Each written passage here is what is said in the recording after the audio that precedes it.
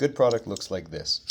Custom solid height adjustments, which means that for different sizes of solar modules, you can adjust it perfectly to fit so that it's never tilting and it's always making full contact with the grooves that are holding it in the finish. You got a massive amount of surface contact where these entire tracks make full contact with the insides of the really strong structural rail. Contrasting with the cheap version requires two different tools to use, a wrench and a screwdriver to tighten down, relies on a chintzy spring, and this is all the surface contact you get. Just that much holding it in.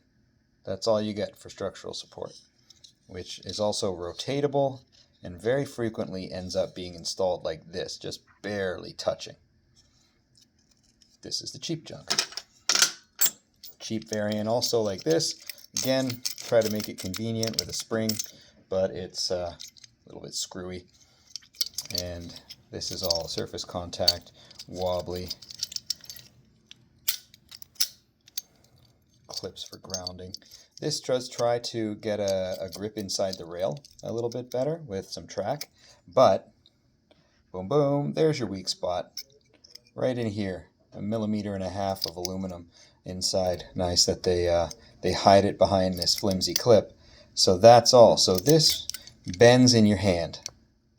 You can damage this just in your hand, putting it in too tight, getting it a little bit wobbly in the rail and clipping it.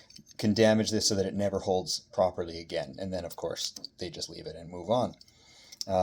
We've seen these things broken. Try taking them out in service after a couple of years on the roof when we repair things. It's just terrible. You have to align too much, and it's a fussy kind of piece of junk trying to mimic a stronger one direction attachment, but the pieces that are doing it are not reinforced or strong.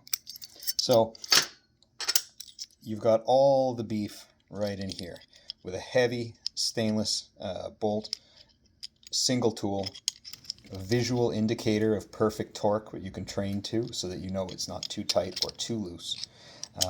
Nice adjustment and full contact with the rail.